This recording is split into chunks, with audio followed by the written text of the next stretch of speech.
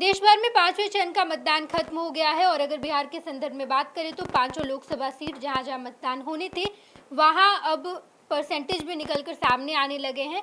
जब हम बातचीत कर रहे हैं इस वक्त तक ओवरऑल 52-53% के आसपास पहुंच गया है, लेकिन मतदान का क्या रुझान है, लोग क्या सोचकर वोट दिए, क्या मुद्दा रहा है और लोगों का रुझान किस तरफ देखने को मिला है, ये तमाम बातें हम आपको बताएंगे।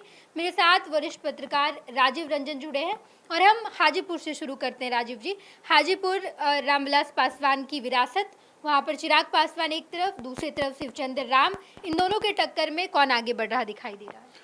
ये कौन आगे बढ़ रहा है इसका नतीजा तो 4 जून को आएगा नेहा, लेकिन हम जो आज दिखा वहाँ पर चुनाव का और जो चुनाव जिन मुद्दों पर हुआ है हम उस पर बात करेंगे कि ये अभी आपने कहा कि वो रामविलास पासवान की विरासत को संभालने के लिए उनके पुत्र चिराग पासवान इस बार पहली बार हाजीपुर से चुनाव लड़ रहे हैं और मुद्दा वहाँ जो है वो मुद्दा वो वही है जो बिहार के 40 सीट पर है। वो मुद्दा है एनडीए का, वो नरेंद्र मोदी मुद्दा है। वो मुद्दा नंबर 1 भी वही है और मुद्दा नंबर 2, 3, 4 वही मुद्दा है। और नरेंद्र मोदी ने जो इस बार बिहार में जो पसीना बहाया है यह भी स्पष्ट है कि वो बिहार में जो 39 सीटों का जो उनका रिकॉर्ड था पिछले 2019 के चुनाव में, वो इस रिकॉर्ड को बरकरार रखने के लिए उन्होंने यहाँ जमकर पसीना बहाया है। रही जहाँ तक हाजीपुर के सीट की सवाल, तो वहाँ रामविलास पासवान के बेटे चिराग पासवान का मुकाबला जो था वो शिवचंद्र राम से था जो आरजेडी के उम्मीदवार थे।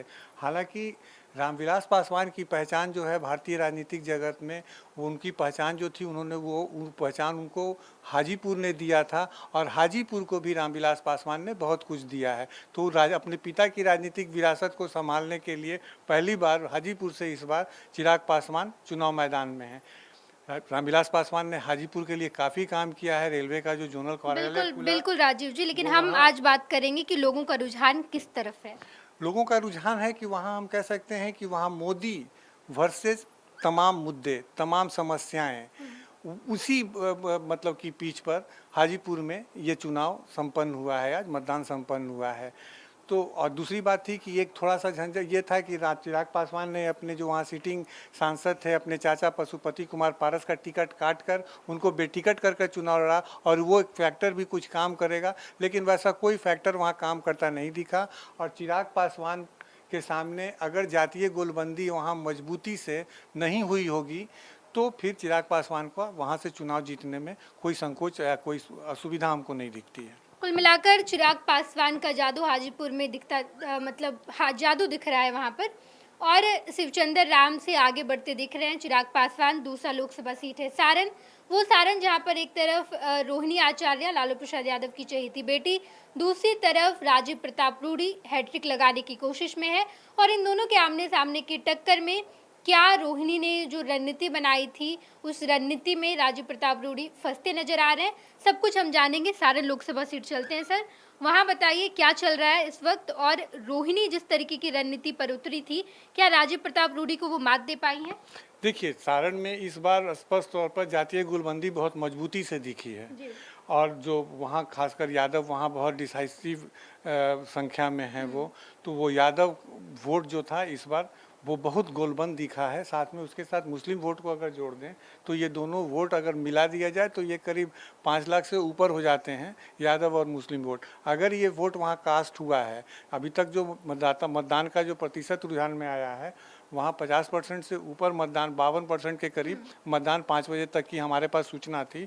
तो वो अगर वहाँ ये अगर मतदान वहाँ हुआ है तो वैसे में रोहिणी के पक्ष में वहाँ एक गोलबंदी दिखी है। जो अब ये देखना है कि वहाँ मोदी मैजिक, जो मैं अभी कह रहा था कि मोदी मैजिक हाजीपुर में है, तो मोदी मैजिक सारण में कितना कारगर होता है, यह सबसे बड़ा मतलब हम लोगों के लिए अगर सबसे बड़ी बात यह है कि वो मोदी मैजिक यहाँ सारण में काम किया है या नहीं, यह देखने वाली बात होगी। जहाँ तक रहा कि वहाँ पर रोहिणी आचार्य को लेकर के पूरे सारण में एक जो सेंटिमेंट्स होता है, एक भावना होती है कि एक बेटी अपने पिता को किडनी डोनेट की और पिता उसी किडनी के सहारे अब अपना जीवन जी रहे हैं, तो ये वहाँ बहुत प्रमुखता से था। रोहिणी को लेकर के खास करके यादव, मुस्लिम और अन्य जातियों में इस तरह की भावना थी कि वो बेटी होकर के इतना काम की है।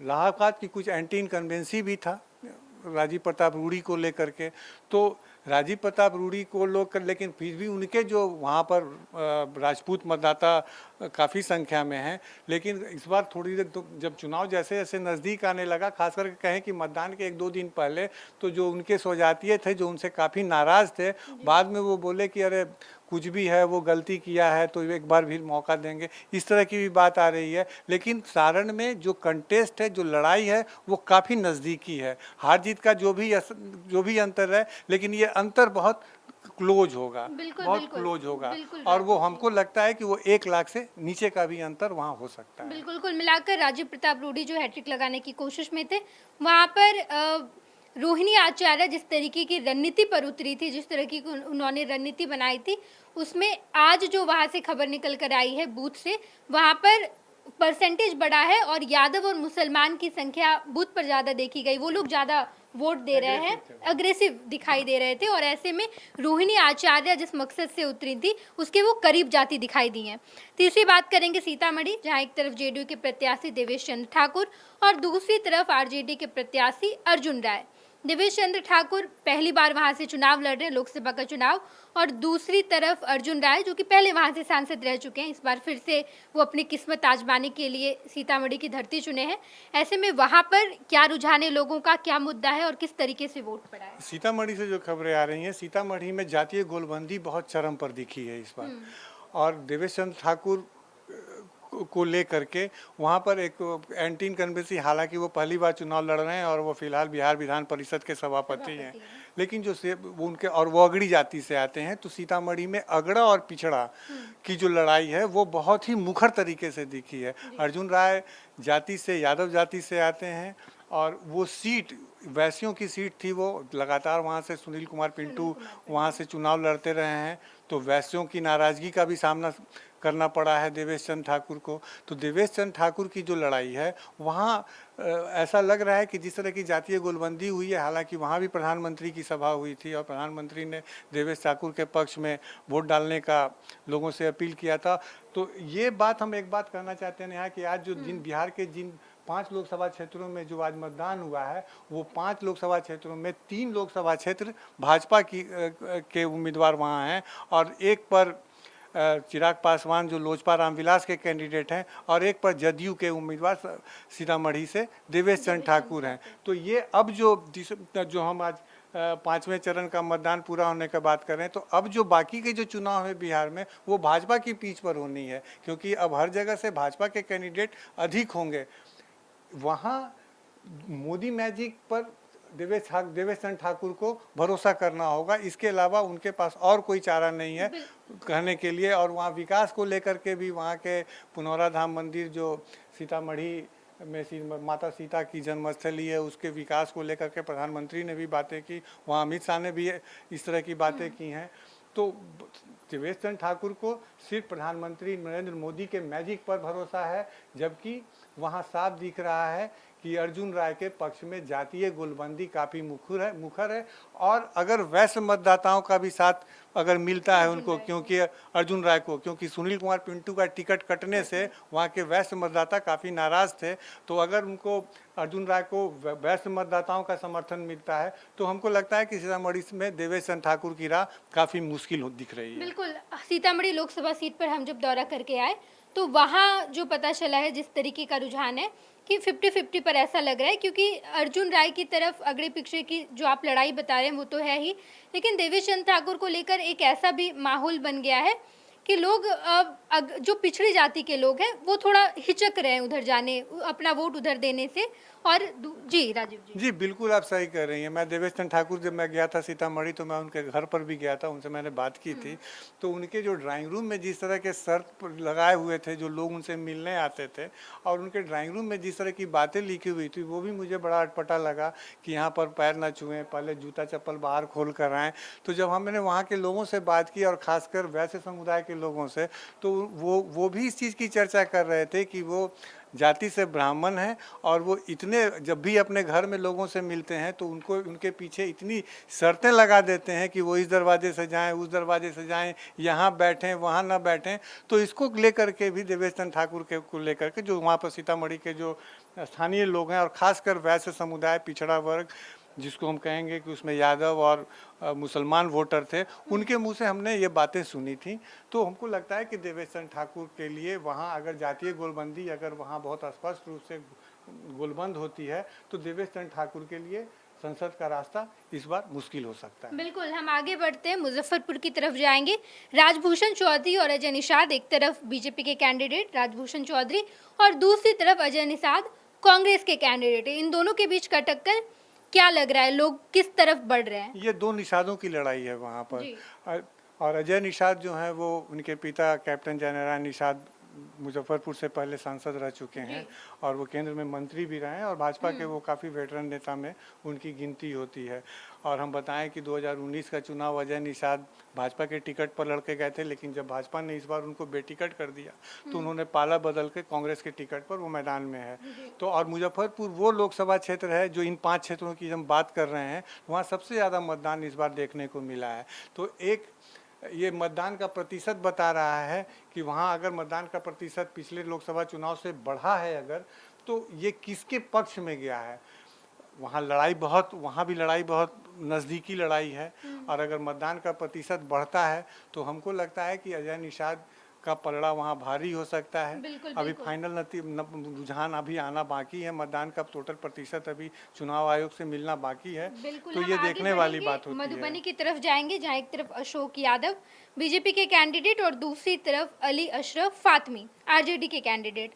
अशोक यादव की बात की जाए तो वो पहले भी वहाँ के सांसद हैं और इस बार जब वो फिर से बीजेपी ने उन्हें टिकट दिया है तो अली अशरफ फातमी से उनकी टक्कर हुई है। और ऐसे में क्या लग रहा है, लोग किस तरफ हैं? देखिए, अली अशरफ फातमी अभी जेडीयू में थे। उनका जब उनको वहाँ से टिकट, जब जेडीयू ने उनका टिकट नहीं दिया तो उन्होंने पाला बदल के आरजेडी को ज्वाइन किया और आरजेडी ज्वाइन करने के बाद उनको आरजेडी ने वहाँ मधुबनी से उनको अपना उम्मीदवार बनाया। यहाँ पर थोड़ा सा मामला उलट जाता है कि वहाँ जो अशोक यादव जाति से आते हैं तो वहाँ MY समीकरण का जो सेट करने की जो कोशिश की गई थी वो वहाँ बढ़ता हुआ दिख रहा है। अशोक यादव के पिता भी मधुबनी से सांसद रह चुके थे, हुकुमदेव नारायण यादव, वो भी केंद्र में मंत्री थे। तो ऐसे में अब ये वहाँ पर होगा और वहाँ बहुत सारी समस्याएं हैं। वो मधुबनी एक ऐसा मतलब लोकसभा क्षेत्र है जो हर साल बाढ़ की विभीषिका से उसका सामना होता है, वहाँ पलायन भी बहुत ज़्यादा है। तो हम बताएं कि वहाँ भी मोदी मैजिक के भरोसे अशोक यादव की नैया पार लगेगी अगर जातीय गोलबंदी है। और हमको लगता है कि वहाँ तेजस्वी यादव ने और लालू यादव का जो अपना जो एक परंपरागत उनका जो कोर वोट कहते हैं यादव और मुस्लिम का, तो मुस्लिम वोट तो पूरा एक तरफ से अली अशरफ फातमी के पक्ष में दिख रहा है, लेकिन यादव वोट में जो सेंधमारी अब कितना सेंधमारी कर पाए हैं अली अशरफ फातमी, वो आने वाला समय बताएगा। हाँ, वहाँ पर ब्राह्मण वोट भी है और हमको लगता है कि ब्राह्मण वोट जो था वो अशोक यादव के उनका वो कोर वोटर रहा है। और उसके अलावा हुकुमदेव नारायण यादव की वो पारंपरिक सीट रही है। 2019 में जब भाजपा ने हुकुमदेव नारायण यादव का टिकट काटा था तो वहाँ से उनके बेटे अशोक यादव को चुनाव में उतारा था। तो वहाँ भी जो है, और वहाँ हमको लगता है कि अशोक यादव अली अशरफ, अगर वहाँ जातीय गोलबंदी अगर बहुत ज़्यादा मजबूती से नहीं हुई और अगर यादव वोट में अगर लालू यादव या आरजेडी वहाँ सेंध नहीं लगा पाई तो अशोक यादव का भी वहाँ पर ज़्यादा मुश्किलों का सामना उनको नहीं करना पड़ेगा। खैर, ये देखना दिलचस्प होगा। 5 लोकसभा सीट का पूरा विवरण हमने आपको बताया है कि कहाँ मोदी मैजिक काम किया, कहाँ पर नहीं किया, कहाँ पर तेजस्वी यादव के जनसभा का असर देखने को मिला है। तमाम खबरों से हम आपको रूबरू कराएंगे। देखते रहिएगा फर्स्ट बिहार झारखंड। धन्यवाद।